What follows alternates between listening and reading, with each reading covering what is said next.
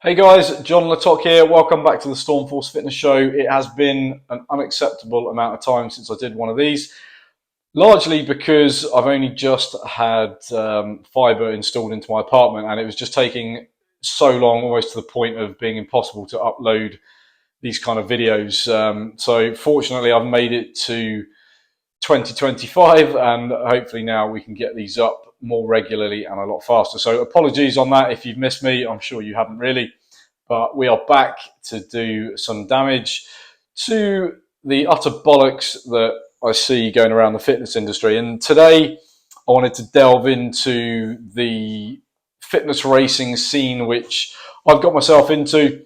It's always been an area that I enjoy, mainly because I tend to be pretty good at it. I'm one of those people who's kind of good at a lot of stuff and most things, but I never really excel in one area. Like I'll never be one of the top runners at a race. I'll never win, a powerlifting competition or an Olympic lifting competition, but I've got that sort of genetic makeup, I guess, where enough sort of fast twitch and slow twitch fibers, pretty sort of coordinated, I can get to a very good level of running without, like I say, ever excelling. So that's why I got into it, and I've done 2 Hyrox events now, another one coming up in Valencia. If you're going to that, let me know. Hopefully we can maybe meet up when we're out there, and also managed to get a ticket for London, which I was surprised at. So obviously, you know how the internet works. When you start getting into something and you do a couple of searches, next thing the algorithm goes, oh, hey, have absolutely everything I can find on that topic so I can make you watch stuff. And that is kind of good in some ways, but it is starting to drive me crazy because I see people who have absolutely no business really talking about this stuff. There's one girl in particular, I keep seeing her videos and she's got thousands and thousands of followers. And yet half the time you see people who clearly know what they're talking about, commenting, just saying, like, what are you talking about? The algorithm has decided that she's worth watching. I think sometimes we all know why, why people are watching it. But honestly, the level of knowledge is appalling. So I I try not to be one of these people that kind of knocking others, but we're getting to a point where people need to say something because you're just being fed absolute shite. And I want you to get better. Like I deal with real people every single day, online, in my classes, in personal training. Youth athletes. I run an over 60s class, everything in between. So I genuinely see what works, what doesn't, what people struggle with, and so on. So I hope I can actually give you some value. I'm going to make this a 2-part series. This one is going to be looking at what I see as the 5 biggest mistake categories, I guess is the best way of putting it. And then I'll do a follow-up where we actually talk about what you should be doing, how to structure stuff, how to move forward, and we can take it from there. So the first thing is sport first. And what I mean by that is, again, because of the exposure to it, people go, oh, this Hyrox looks great. Some people hate the idea of doing it, but a lot of people are going, oh, this looks great. I want to do this. I want to have a go. That bit, I can't fault. Brilliant. This is what helps us spread ideas and challenges. But what's happening is people are then going, oh, well, I need to do Hyrox classes. So they're immediately going into these high intensity circuits and AMRAPs and all these kind of things that are always doing the Hyrox movements and kind of workouts. And yeah, you'll see some progress at first in the same way that if you follow one of these crash diets or commercial diets, you'll make some progress just because you're actually doing something from your kind of status quo, and now you're doing something different. There's going to be a change. Again, I can't fault that. That's obviously better than doing nothing. But what we're seeing with Hyrox is what we saw with CrossFit, where what was created originally didn't quite suit the mass market. So things gradually get morphed and changed. And we start to forget what happened to make this thing great in the first place. And you might say, well, CrossFit was never great. You might have arguments against that. But the point is, a lot of the people that started that, and I've met a couple of guys who were sort of 50, 60 and were there when it started, and they're as annoyed as people like me are in how it's been twisted and changed and altered. And we've kind of forgotten that a lot of the guys who were and are great at CrossFit were maybe they excelled at Olympic lifting, they excelled at gymnastics, and they could do the really complex, difficult things. And then stuff like smashing out intervals on the air bike, or learning to use a ski erg and improving deadlifts, that's really the easy bit. What then happened was people, like I was saying about Hyrox, is they're coming into the sport like, oh, I'm going to start CrossFit. They don't have the time and or the willingness to build up those skills. They maybe got 3 hours a week to train, so they're just loosely doing Olympic lifting, loosely doing gymnastics, getting hurt, then trying to figure out what to do, and they're almost going from the top down. Like I said, they're getting into the sport, getting hurt or getting frustrated due to a lack of progress, and then trying to reverse engineer problems, bad technique, injuries. The same thing is happening with Hyrox now. No one is, I won't say no one, but a lot of people aren't being taught how to use a rowing machine properly, or the ski erg. There's technique to it. Do you know how to breathe? Do you know what stroke rate you should be doing? Are you applying legs back, arms back, legs technique? All the stuff that if you get into rowing, or at least have a coach who can teach you how to use an erg, they will show you these things. But if you're just going into a class where it's like, right, quick warm up, bang, let's race, let's do as many rounds as we can, you're not learning that stuff. So, like I said, it's a very big problem. It's kind of like this monkey see, monkey do thing. Well, I see people doing Hyrox, I'm going to do Hyrox. And another side to that coin is, well, no, I'm doing Hyrox, so I won't do anything else. We start having these arguments with CrossFit against Hyrox. I'm like, if you go down to the roots of it, they're trying to achieve the same things, but we get these cliques, we get these camps and tribes, and again, it's just this kind of a side effect of the internet, and we have to argue. And what we're missing, which I'll come to later on, is this building from the ground up. Are you learning about strength and conditioning, and of course running? Are you learning how to get better at these things, and then building those up, and then yes, gradually we bring them together in a more competitive idea, and bringing it together in one workout. So we've got to try and get out of this habit of, I'm just going to do a Hyrox and then I'll try and improve it. And I read a really good book about this concept that trying to 10 times something is easier than trying to 2 times it. In other words, sometimes getting to be absolutely exceptional and build a really great thing is actually easier than just taking what you've already got and just trying to squeeze a bit more out of it. It takes, it's like kind of squeezing a little bit more out of the toothpaste, and it's loads of effort, and how do I get it out?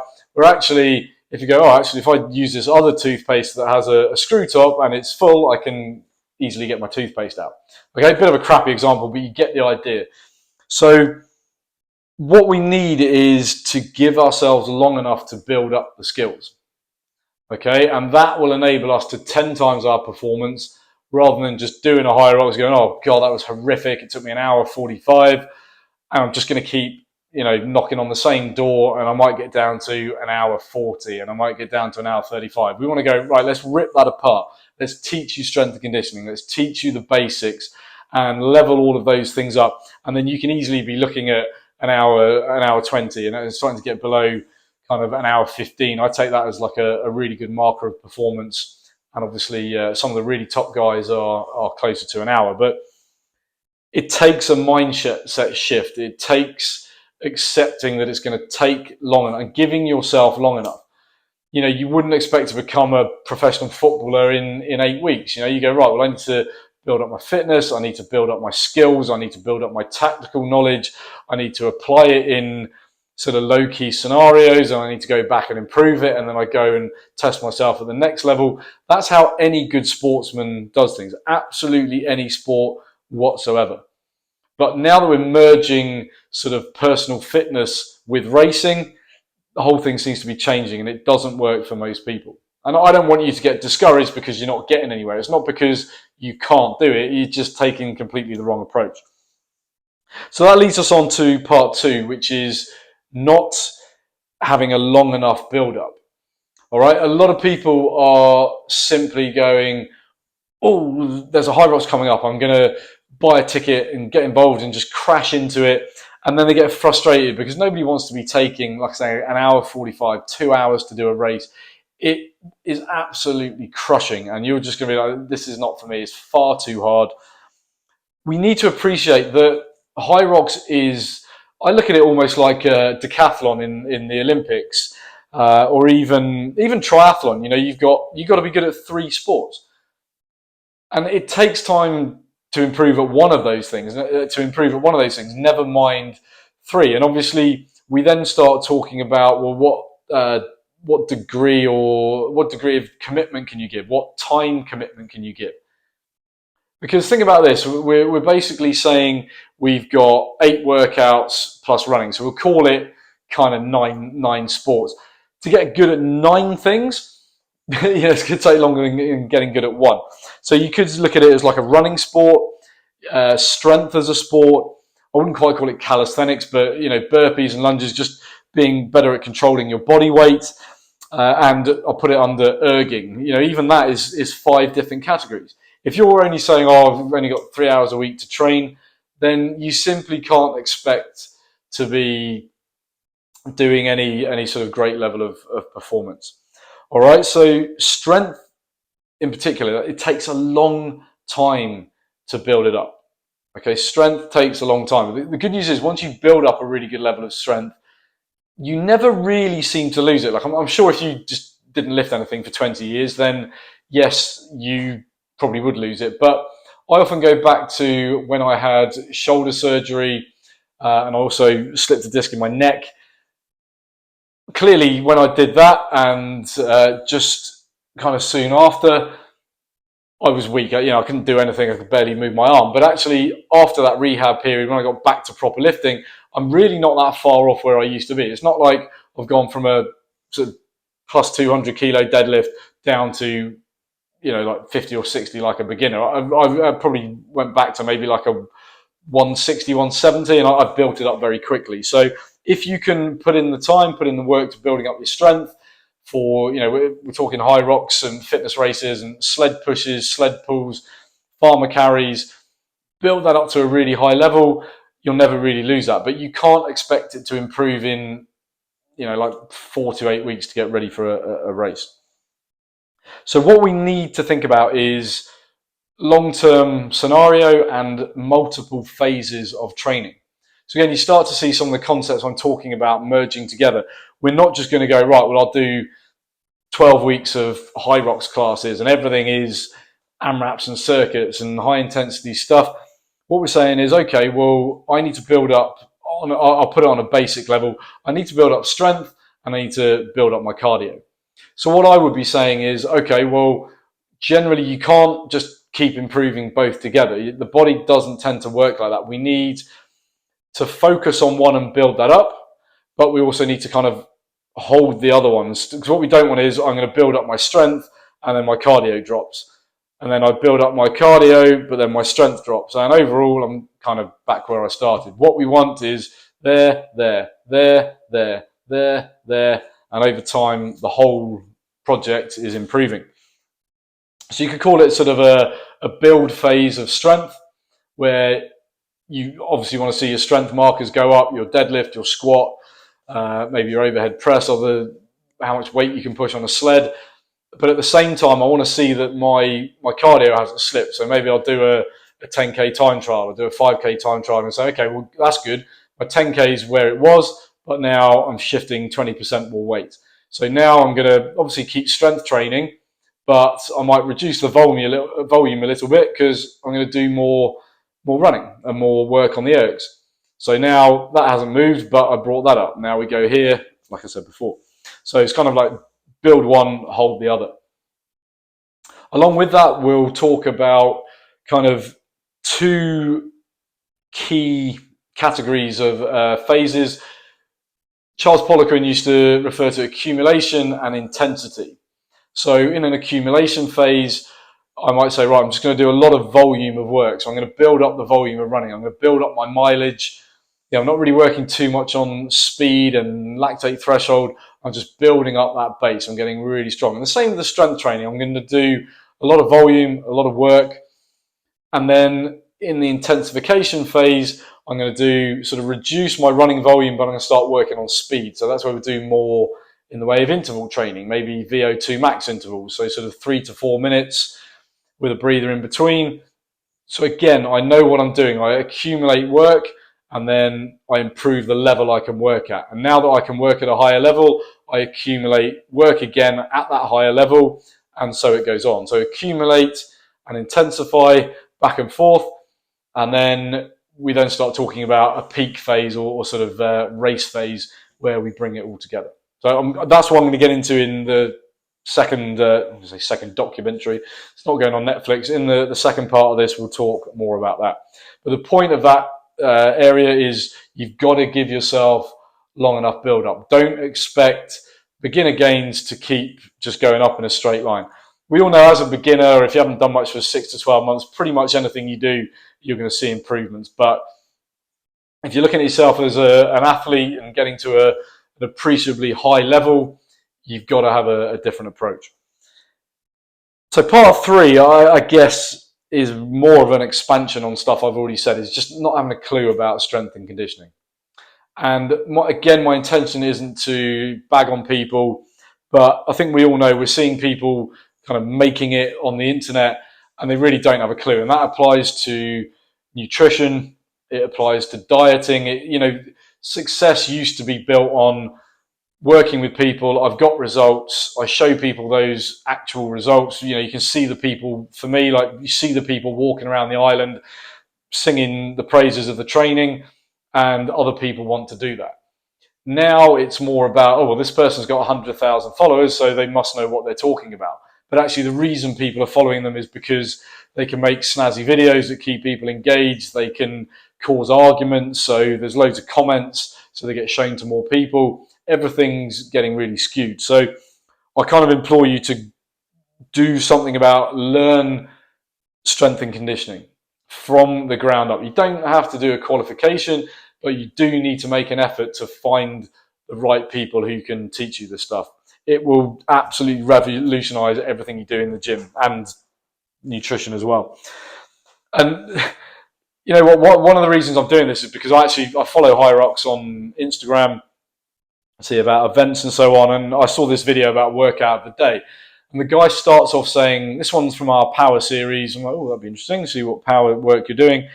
And it was I can't remember the exact details, but it was like an AMRAP of 100 wall balls, 100 lunges, I think, and very much sort of more muscle endurance. So doing this for whatever rounds it was. I think it worked out about 20 to 25 minute AMRAP. My first thing was like, well, that's not a power session. Okay, when you understand power training, we're talking about executing jumps, sprints, throws for maybe 5 reps max. Like really maxing out on the reps, hitting that, the maximum amount of force I can produce with the weight I'm moving, whether that be a ball or my own body weight. And then he went on to say, so this workout will help you improve your strength and your muscle endurance. So it's strength, muscle endurance, and power. Like that's pretty much everything you want to be improving. You can't do that. Well, you can do it in one workout, but in one, kind of one circuit, it just doesn't work like that. Okay, like doing 100 wall balls, that's not training your power. Okay, if you were saying to me, right, I've got let's say you do the men's open, so you can be using a 6 kilo ball. All right, you can do 100 wall balls with 6 kilos. If we're going to be developing power, I'd want to see you using maybe like a 9 or 10 kilo ball and really moving that thing as high as you can, like maxing out. And you're not going to do that for more than a few reps. Okay, so again, I'm not going to start delving into the whole world of strength and conditioning, but that just gives you an idea of people merging all these concepts, and it's an absolute mess. Again, if you want to genuinely improve your, I call it the overall project, you need to understand how to improve each brick, and they are not the same thing. You know, in the same way you probably intuitively know, if I said to you, who are the most powerful runners on the planet, you go, oh, it would be 100-meter sprinters. So I'm like, okay, well, if I said to you a 25-minute non-stop run was improving power, you'd go, well, I don't think so. And you won't see Usain Bolt or Noah Lyles or anyone like that going out doing a 25-minute run. They're different capacities.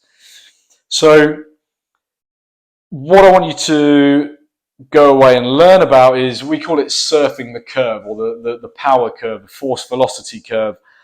And again, without going into too much of the science behind it, if you can imagine, maximal strength is at one end of the curve. So that's what I call slow force production. So if you're doing your maximal deadlift, you're moving a really heavy weight, you're producing a lot of force, but the velocity you're moving that weight at is very slow. It's about as slow as it's going to get without you stopping. Okay, so maximal strength at one end. Down the other end, we're producing loads of velocity. Like, this is where we train speed, so maybe 100-meter sprint. We're going super fast, but obviously we're not producing huge amounts of force, but it's what I call sort of fast force production. So we have sort of slow force production, fast force production at opposite ends. It's good to train both. That's how you improve your power output. And power will generally be found sort of in the middle, where some people, or we refer to it as strength speed work and speed strength work. Like I said, I don't want to get into all the sciencey things and lose you, but in the middle would be stuff like, say, strength speed might be moving a heavy sled. Okay, whereas speed strength would be a light sled, but I move it fast. So you start to see how there's different levels to this, and it's good to train everything. It will effectively, let's say that's your force velocity curve. We want to kind of shift it up by training a bit of everything. All right, so again, you start to see just making up a 20-minute AMRAP, it's not going to do that. I'm not saying it's wrong to do those things. What I'm saying is, if that's all you do, you're never really going to get anywhere. Okay, so we need to learn to surf the curve. And then we've got stuff on the running side of things. Like, we're not just going out doing a run. I think most people who go running and are looking to improve on endurance or middle to long distance running, 5Ks upwards, or even slightly less, we understand that we need to be doing a bit of everything. We need to be doing our longer runs. We need to be doing, say, longer intervals, like VO2 max kind of intervals, maybe 4 minutes in duration, something like that. And then we also need to be doing the shorter stuff. So it might be a bit more, we call it anaerobic. There's no really such thing, but the more sort of high intensity stuff, short duration, working a bit of speed. I think we all know we need to be doing a bit of that stuff. But again, we need to know how to phase it, how to work it all in. And it gets more and more complicated when you're trying to do all the other stuff as well. All right, but the point of this was just to say, we can't develop everything at once. You can't just think, right, I'll just do all the Hyrox stuff and I'll become stronger on the sled, I'll become faster at running, I'll just get better at everything. That is not the way to approach it, okay? So got to start learning about strength and conditioning. If you don't have the time or the inclination to do that, that's fine. You know, get someone to do your programming for you. We can test you and go, right, I need you to test this, this, this, and this, and then we're going to plug it into this phase, we see what happens. Right, we'll do another test. Now we plug it into this phase, maybe we do a Hyrox simulation, and then now we can see, well, did your running drop off? What was it that killed you? Was it the sled that absolutely murdered your legs, and yet actually you felt good on the running? That would probably indicate that, again, we need to be loading more into the strength stuff and build that up. So it's a kind of a funny thing about Hyrox, is this idea that you've got to do the same as everybody else, because I might be super strong but not very good at running. You might be exceptional at running but you're not very strong. And if we take the same approach, then neither of us are really going to benefit. So we'll deal with that a bit more in a second. But number 4 that I want to talk about is not doing enough base work. And fortunately, people are talking about this a little bit more, a lot of the zone 2 stuff.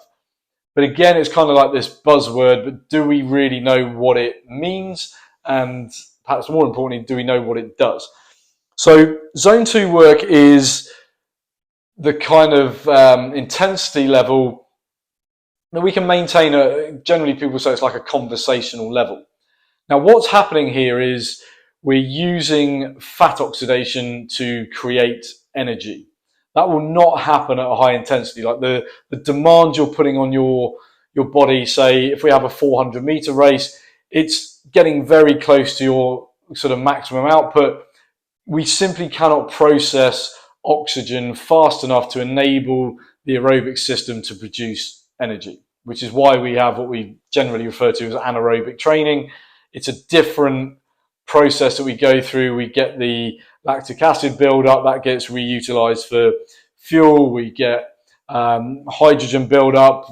We get the painful legs, and we can't sustain it for very long. Zone 2 work is, like I said, we're using the fat oxidation process. So we have stored fat, what we call triglycerides, that will be either in the bloodstream or in your muscles. And when we breathe in oxygen, there's all these biochemical processes which can kind of utilize the two. That creates energy in the muscles, and then we can use that energy. But we need to be processing enough oxygen to enable that to happen. And that's why we have to keep it down at a certain intensity. And it can be very frustrating at first, especially with running. A lot of people can't even jog and stay in zone 2. But it is massively important, because as soon as you start drifting out of that, like I said, different energy processes are being used, different energy system, so you're not getting the effect that you really need.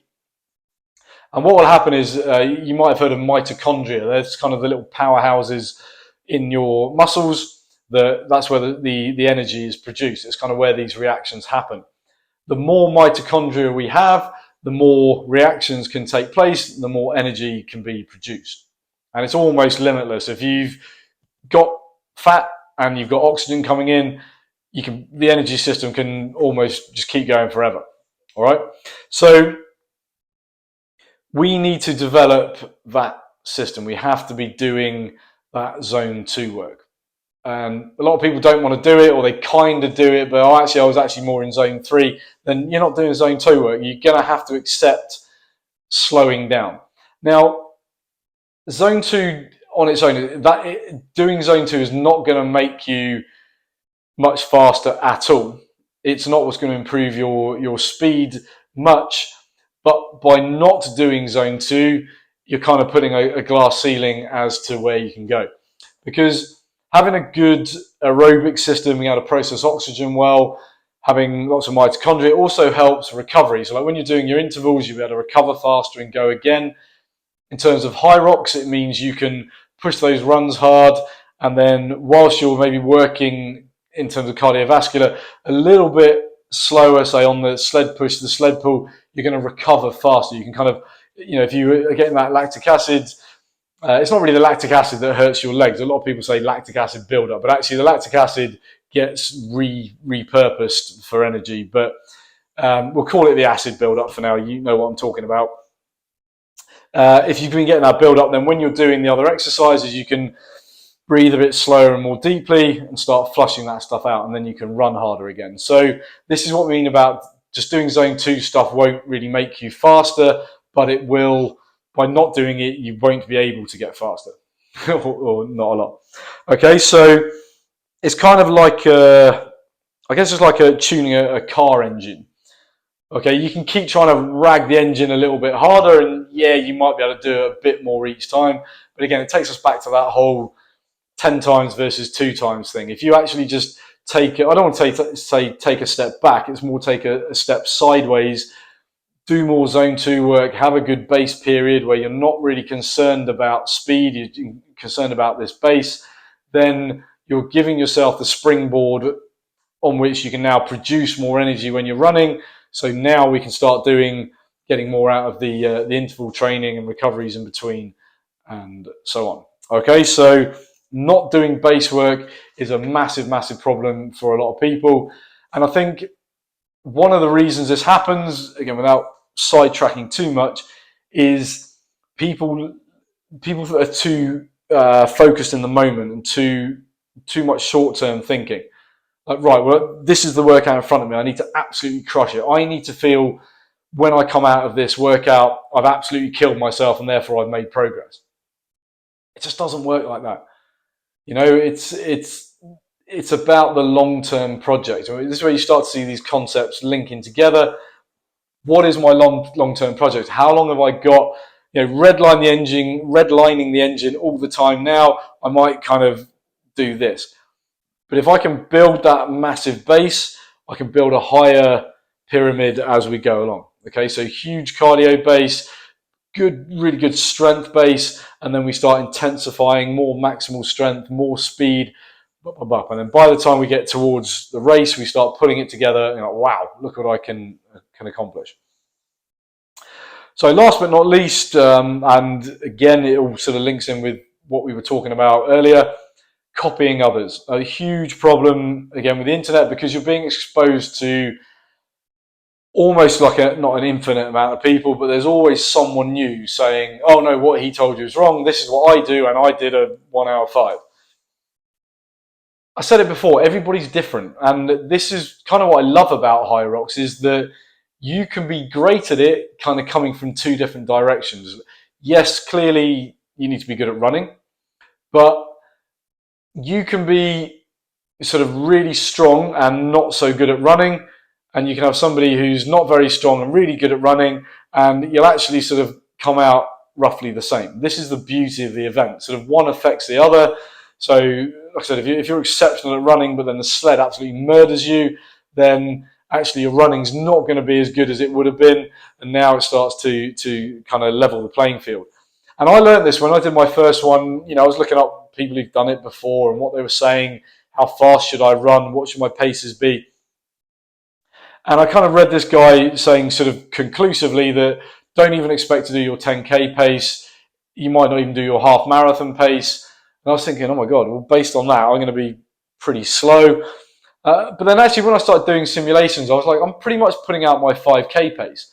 And that's not like a brag. It's not because I have an exceptional 5K pace. I don't. But what I realized was actually I recover quickly between the runs. So when I'm doing the strength work, again, I'm naturally stronger than your average runner. So for me, pushing the sled, certainly not easy, but it doesn't take it out of me as much. So I can go harder on the run, and then I actually get that bit of recovery on the sled, and then, bosh, I go off again. And that was really important for me to realize that there is no perfect strategy that we can apply to everybody. We need to get to know you as an athlete and kind of which way you weighted. Are you perfectly in the middle? Are you more of a strength athlete? Are you more of a runner? And then we work to improve your weaknesses, but also make use of your strengths. So, yeah, really important you don't just keep copying people on the internet. Just because they did a good time and they have a way of doing things, it doesn't mean it's going to work for you. Like, you can certainly learn things and maybe try it out, but the only way you're going to figure it out is to do a genuine simulation, find out where you struggled, find out what wiped you out the most, elevate that, or at least do enough so it's not a massive bugbear on your race. Like, I don't ever particularly, or at least the first time I did it, don't do particularly well on the wall balls. But so I realised I'm actually trying to just crush it, and I'm going to try and get 100. It just wasn't going to work for me. I ended up going slow. And what I realised for me was actually if I just bang out 4 lots of 25 with a brief break in between, all of a sudden my time was actually pretty good on that station compared to other people. So you learn to manage things, and you can go, all right, I'm just going to accept that I'll be a bit behind on that.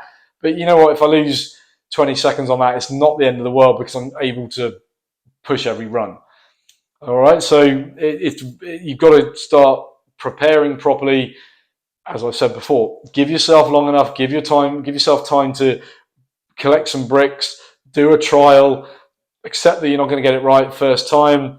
Right, we'll tune this down, we'll tune this up, and then the whole thing comes up. Okay, so So I don't have a problem with you learning off people on the internet. Hopefully this is what you're doing here, but take certain things with a pinch of salt. Don't take them as gospel and I have to do it this way. The thing you've learned off this guy may well be the one thing that's killing you. Like, just because they use a certain burpee technique, it might not work for you. You might be better to pace it out. Like I said, lose a few seconds here and there, but overall you're nice and steady. You're like, actually, yeah, fine, I'm back on it. I can keep going. Not like, oh, I really improved that by a minute, but now I'm absolutely shagged and I can't get on with the rest of the race. And on that note, when you're racing, for God's sake, don't get pulled along by other people. I see people coming out, it's like they're doing a 100-meter sprint at the start. I get some people kind of want to get away from the crowd, but it doesn't really make sense with Hyrox anyway, because new people get fed in and you kind of end up with a load of people in front of you anyway. It's running around in a circle, so it's not like the London Marathon where if you can get to the front, you've got a clear road in front of you. It doesn't work like that. Okay, so to recap my 5 things. Number 1 was stop coming from sport first. It kind of links really well with number 3, like learn strength and conditioning. Learn to train to build strength, train to build conditioning, train to improve your running, and then start bringing it together in a sport. Just like you would do, like I said in football, professional footballers don't just keep playing matches every day. They're looking at, okay, we need tactics. We're looking at positioning. We're looking at what's the strengths of this guy and the weakness of this guy. How do we pin this together? How do we improve his touch? How do we improve his shooting ability? And then, right, end of the session, we might do a game to pull it all together, but it's a mini game, not crushing ourselves and going flat out like a Saturday afternoon match. Okay, so I'll merge those two together. Stop taking the top-down sport first approach. Take the strength and conditioning bottom-up approach. Number 2, give yourself long enough to build up those things. Number 4, do some base work. You've got to be doing that base work, and you need to have long enough to build a massive base. The bigger the base, the bigger the pyramid, or the higher the pyramid can go at the end. And last but not least, stop copying others, at least blindly. Learn, but then, you might go and learn how to paint off someone else, but then you learn your own way of shading things and everything else. That is what sport is all about, in particular something like Hyrox with so many different things to do.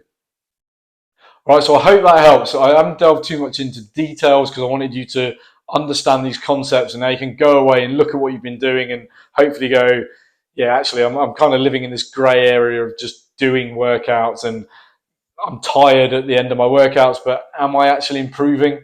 How do I know if I'm improving? Am I testing my 5K? Am I testing my 10K? Am I doing Hyrox simulations? Do I have any way of measuring whether I'm getting better? It should not just be fatigue and, oh, I finished first in the class and I was the most tired.